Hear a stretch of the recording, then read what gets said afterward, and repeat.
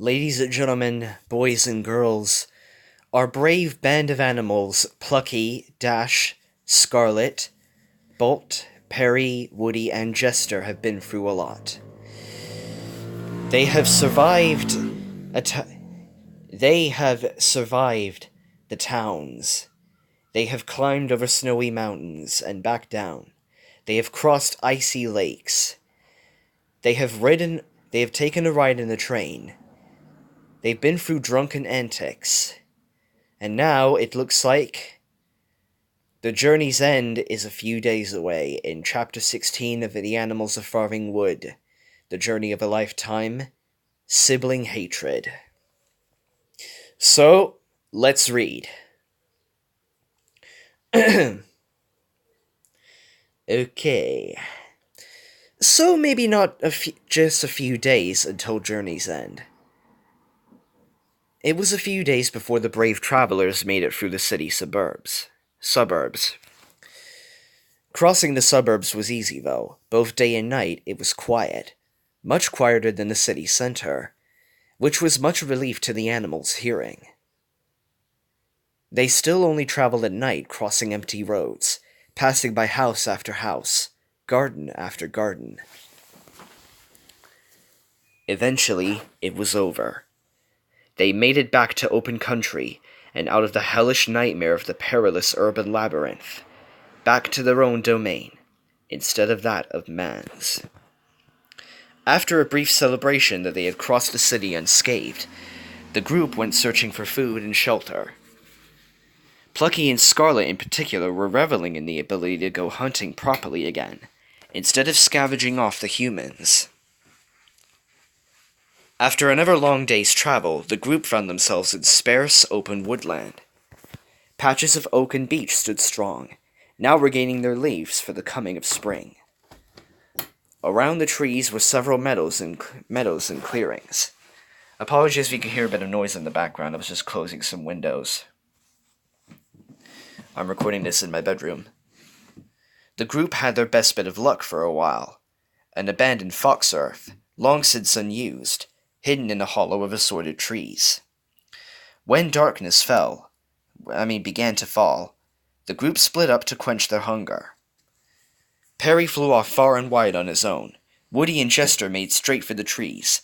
Dash and Bolt lounged in the meadow, and Plucky and Scarlet roamed together, free and unopposed. They all realized, though, that quite eerily, the air around here still felt stale and unclean, as if the city air was following them. Plucky and Scarlet came back from their hunt disappointed. They had failed to find any other animal around, let alone to catch it. They were so hungry from their last day's journey that they had reduced to eating assorted roots and berries, and even insects, something they both weren't keen on. Perry kindly offered to go hunt for them, but they declined, not wanting to put a burden on the falcon again. Now, though, Plucky and Scarlet were exhausted and just wanted to rest, as did the rest of the group, and soon went to sleep inside the warm earth. The next morning the group were awoken from their slumber by a deafening roar outside. Terrified by what the approaching roar was, the animals cowered inside the earth, and Plucky stood guard by the entrance. But the noise suddenly passed, reducing to a shrill whistle. The sound soon came around again, and then disappeared again. This happened several times before they all went outside to investigate. There was nothing in the hollow they were standing in, and nothing beyond the trees or in the meadow. Dumbfounded, the group looked around them. What was making that noise? They soon got an answer. Is it Godzilla? The roar re-emerged, and they looked for what was creating it. Their fearful gaze soon turned to the sky, and the group were disconcerted by what they saw. A gigantic metal bird roared through the sky at a low altitude. It looked like no other bird, not just considering the size of the roar. It was a strange shape. A long shaft pointed at both ends, two large two large wings with two large cylinders under each one. Yeah, that's a plane. It is a plane, guys. 4 in total. And 3 tail wings, 2 on the sides and 1 slightly larger facing upwards. It soon passed over and was out of sight behind the trees. The roar once again replaced with the dissipating whistle. "What the hell was that thing?"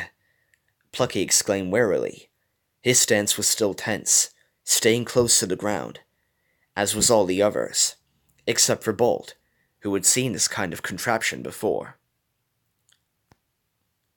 "You're kidding, right? You guys have never seen an airplane before?" Bolt asked humorously. "Aeroplane? It's one of the human's strange flying machines," Bolt explained, demonstrating his limited knowledge about man and his machines. "Flying machines. If humans were meant to fly, they'd have been born with wings," Perry stated arrogantly, partially insulted too that humans were even encroaching on his domain in the sky. "How does it work? The wings don't flap," Dash wondered out loud. "I don't know how it works, but it just does," Bolt summarized, but rather unconvincingly. "Does anyone really care?" Jester interrupted cynically.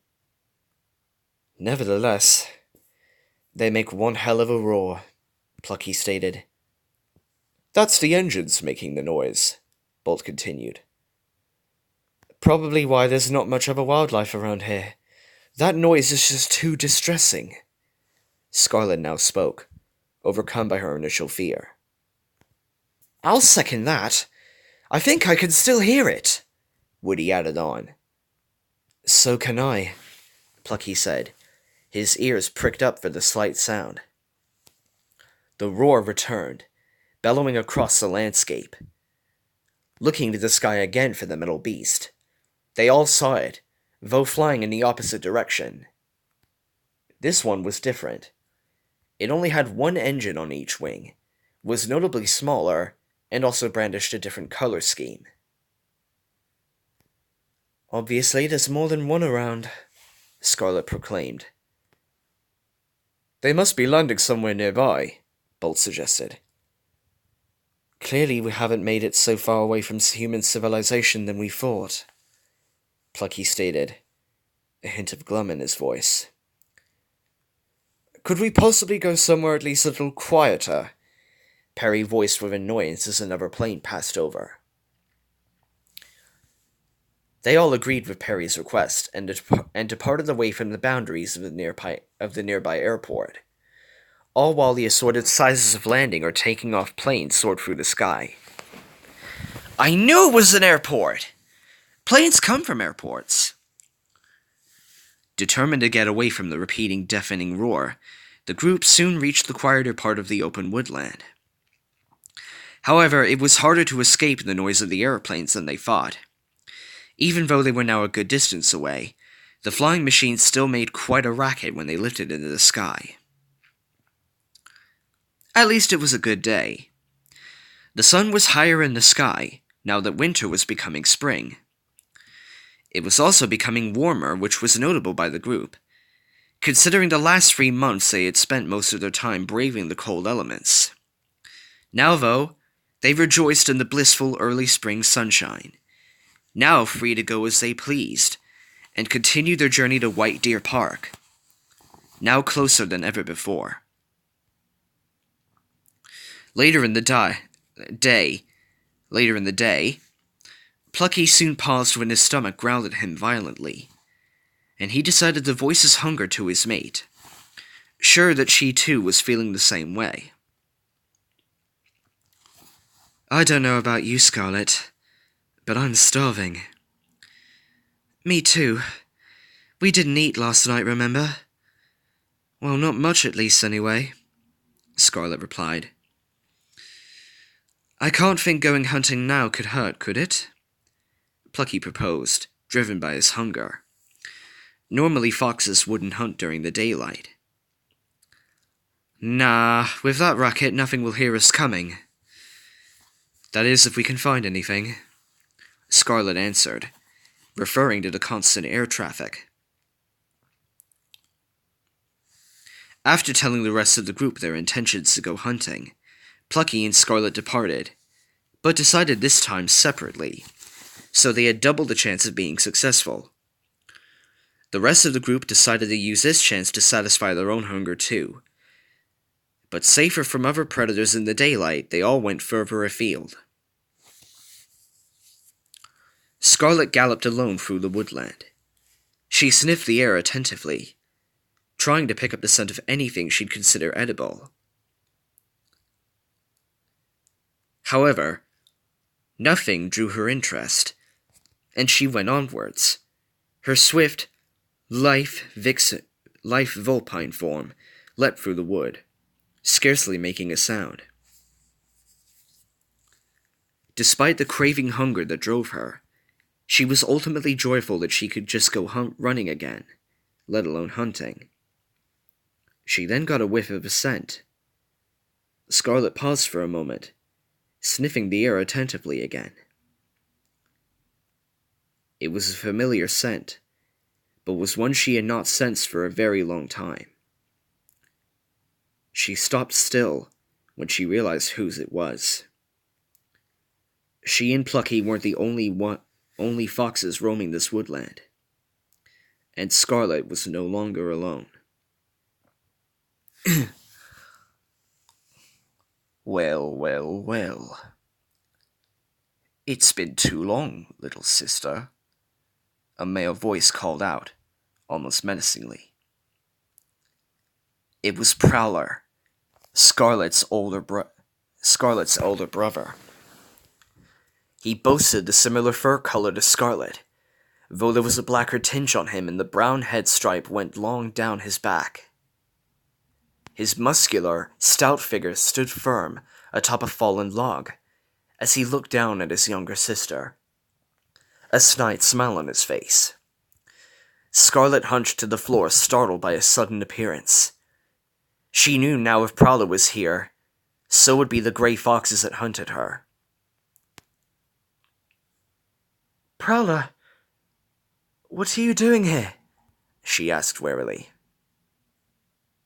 Hunting. Same as you, Prowler answered, jumping down from the log and approaching her. But I can easily ask you the same question.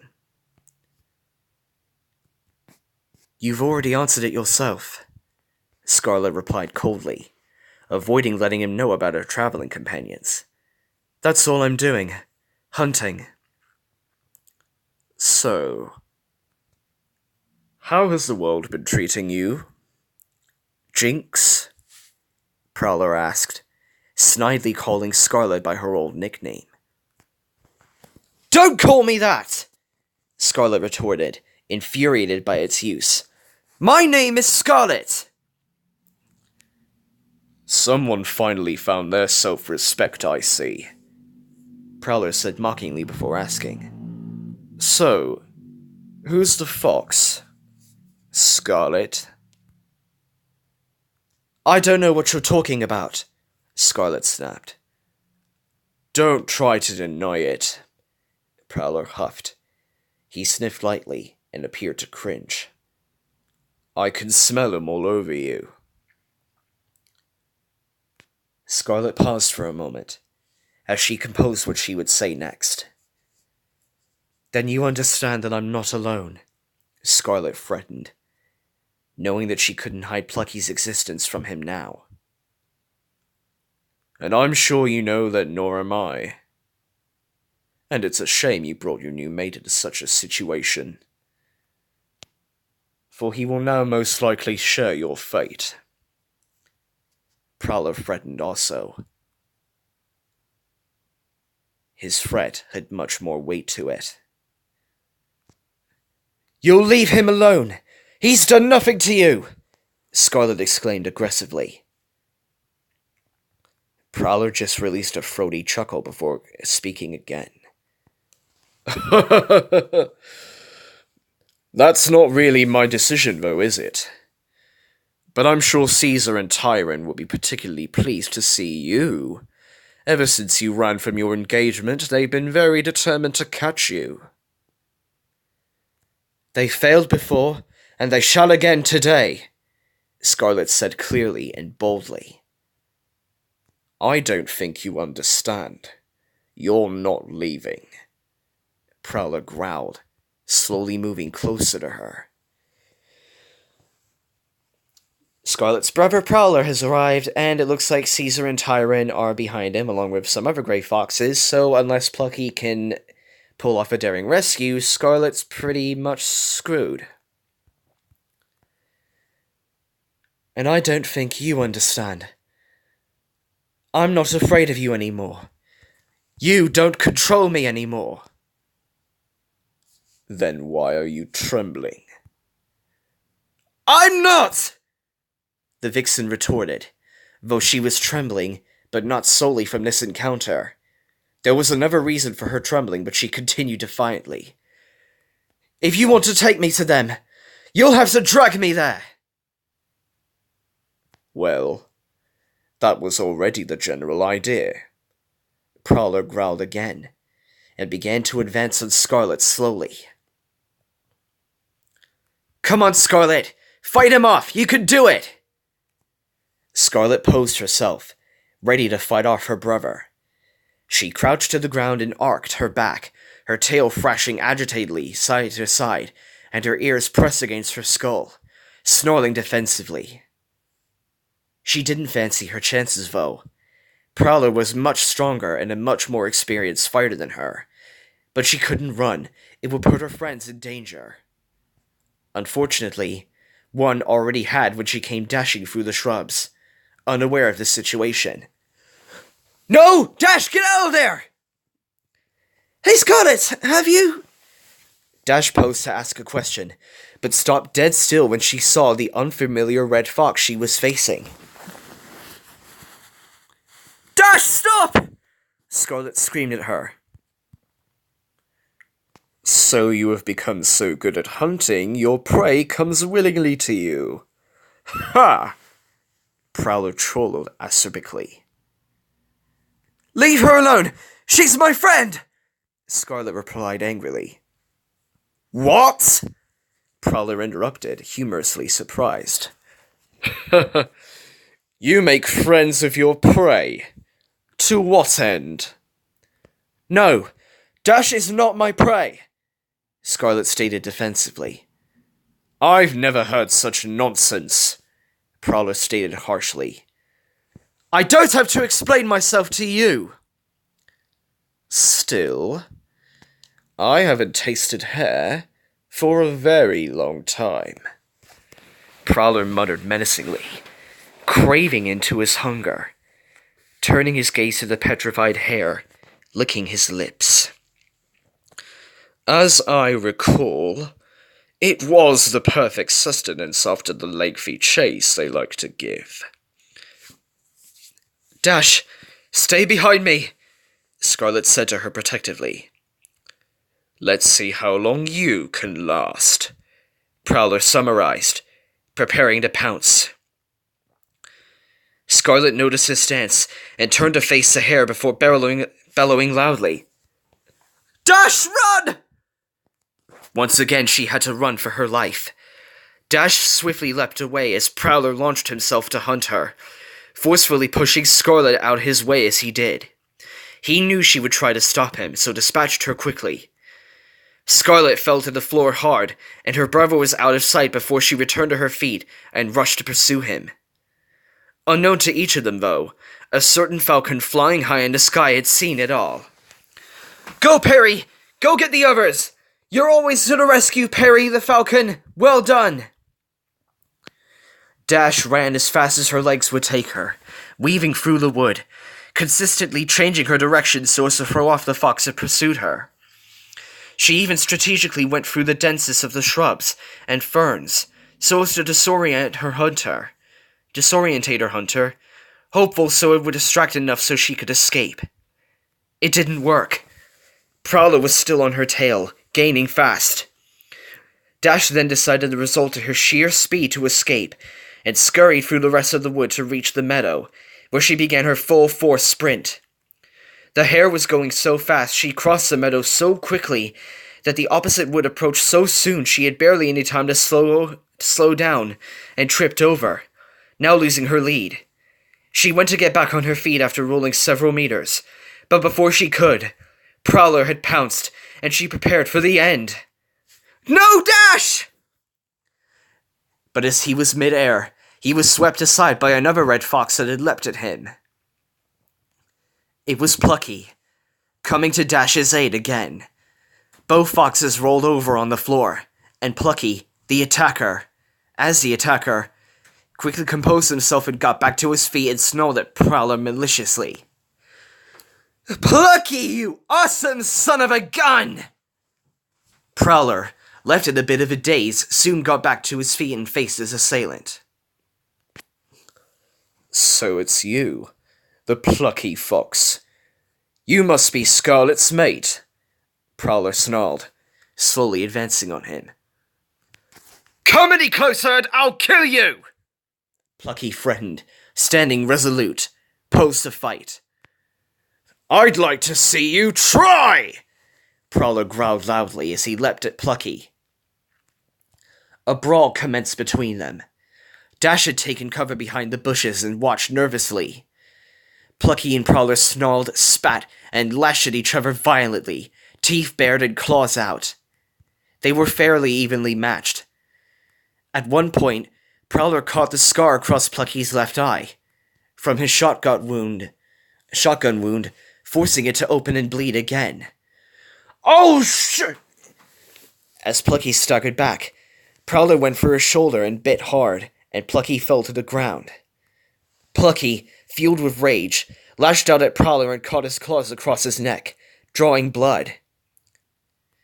As Prowler fell backwards, he intended to finish Plucky off, Plucky's eyesight now impaired, but Scarlet suddenly came up to assist and leapt at Prowler with all her force. Again, as Prowler went to attack, he was cut short when a shrieking falcon dive-bombed him and clawed at his eyes. It was Perry, and his talons cut deep across the fox's face. "Yes, Perry!" Perry took to the air again, and Plucky and Scarlet both stood defensively, snarling aggressively. Prowler backed off. He couldn't take them all on his own. "You've made a big mistake today," Prowler summarized menacingly before running off. "Yeah, you better run, you coward! And don't even think of getting your friends today!" But Scarlet knew he would be back, though, and knew he wouldn't be alone. Next time, he'll come with her other brothers and also the Grey Foxes, and they would have no chance. "Who was that?" Plucky asked her, panting. He was still a little tense.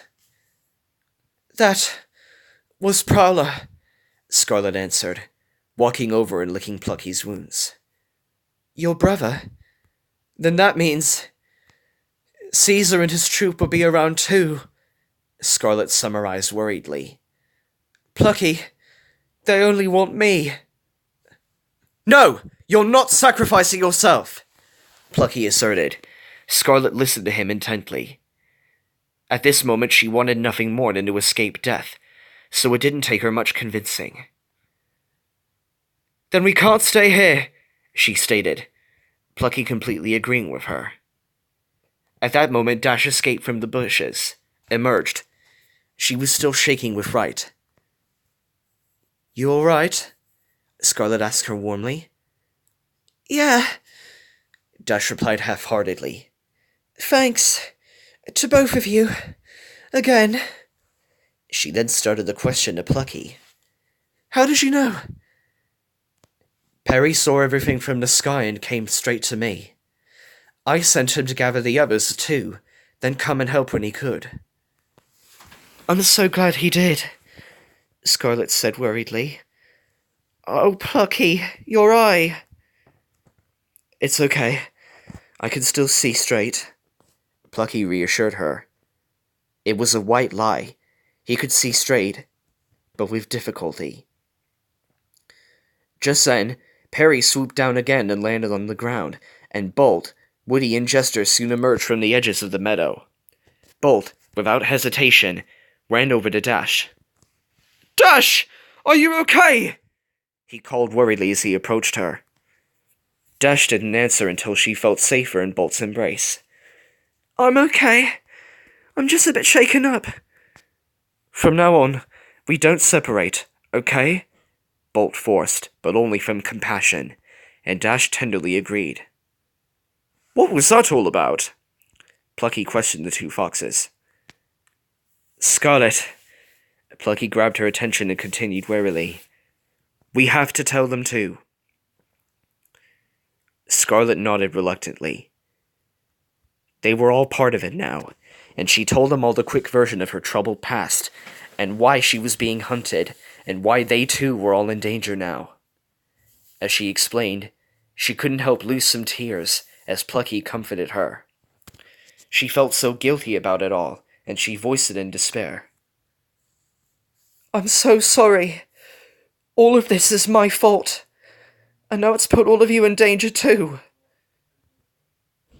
The rest of them looked between themselves for a while. They could see the troubled look on Scarlet's face. Clearly she felt terrible. She almost openly wept, but consoled herself not to. She was then surprised when the others comforted her, rather than turning on her as she was expecting. "Scarlet, we've all been together so long. There's no point to abandoning you now in your hour of need," Bolt said genuinely. "We are your friends," Jesterin put warmly. "We are your family," Woody said also warmly. "Precisely. And we all owe something to you too," Perry expressed kindly. "You're not alone anymore. You don't have to be so tough," Dash said reassuringly. "Thank you. All of you." Scarlet managed to smile, before reminding them that they were still in danger. "But we are still in danger. My former kin are out there coming for us right now." "I guess we need to make ourselves scarce then," Woody pointed out. "Yes, but we can't just run. We need to lose them somehow," Scarlet explained. "There was a stream I saw downwind when I was hunting," Perry announced. "That'll be perfect. They'll lose our scent when we cross the water, and they'll find it hard to track us if we go downwind," Bolt stated. "You guys go. Perry, lead the way," Plucky ordered them. They all stood up and prepared to leave for the stream, but Plucky looked the opposite direction, and Scarlet had noticed. "What are you going to do?" Scarlet asked him anxiously. "Plucky, don't do anything crazy. You've just got your eye wound reopened."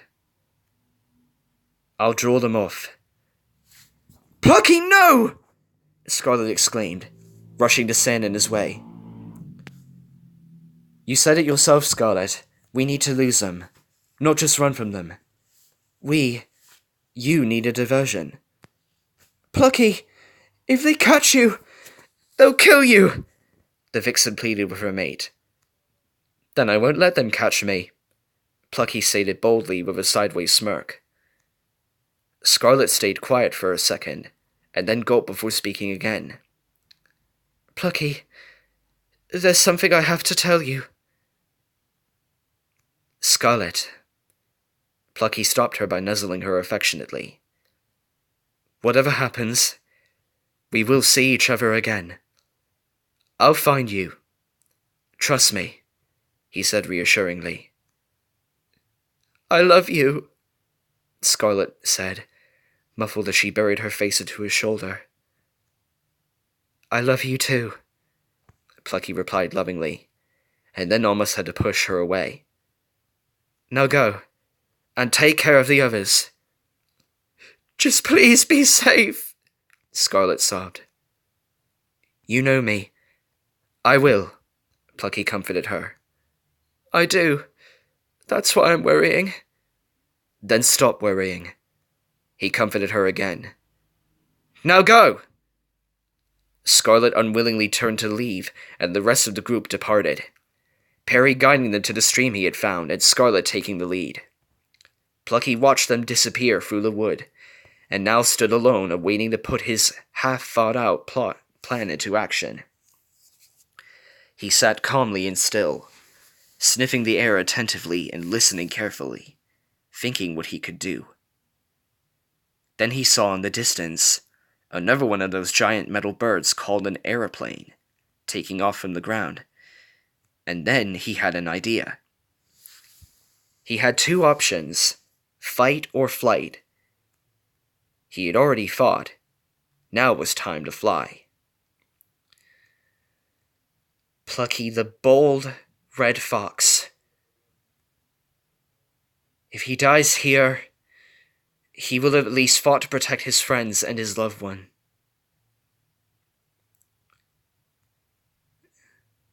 Not so far away, Prowler had returned to the hollow where the Grey Fox clan was resting for the day, as well as his other two brothers. The injuries he had sustained showed well, but had stopped bleeding. He now bared a scar across his face from the falcon's talons, and longed for the chance to take his revenge. As he entered the clearing, he saw his brothers, Scamp and Rebel, lounging on the grass in the shade. Scamp was rather the odd one out of his siblings.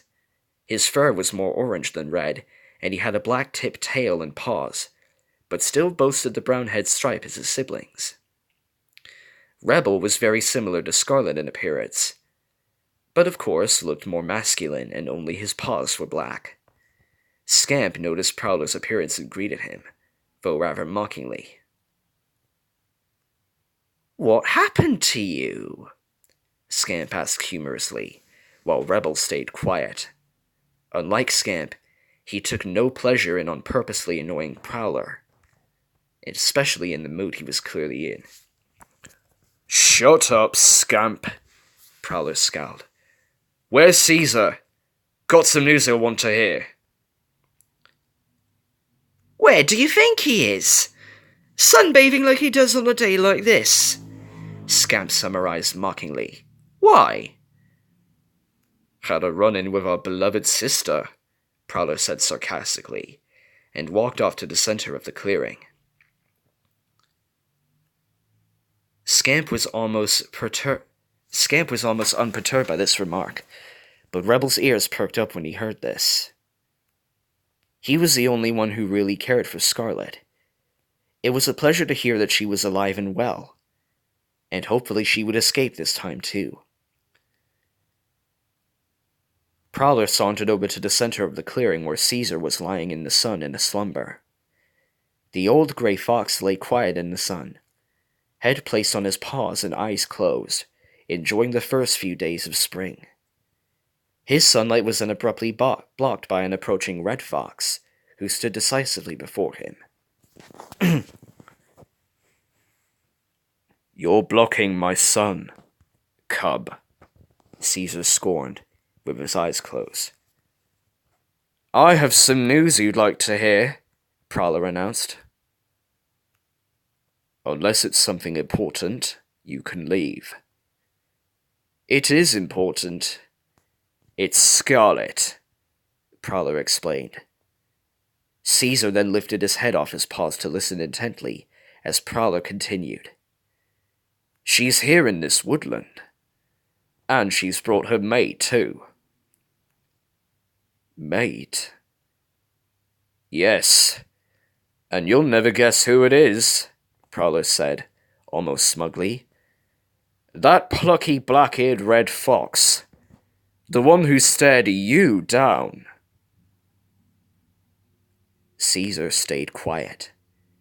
He remembered that encounter well, back in the confines of the nature reserve almost 6 months ago. He remembered the 3 foxes that came to him.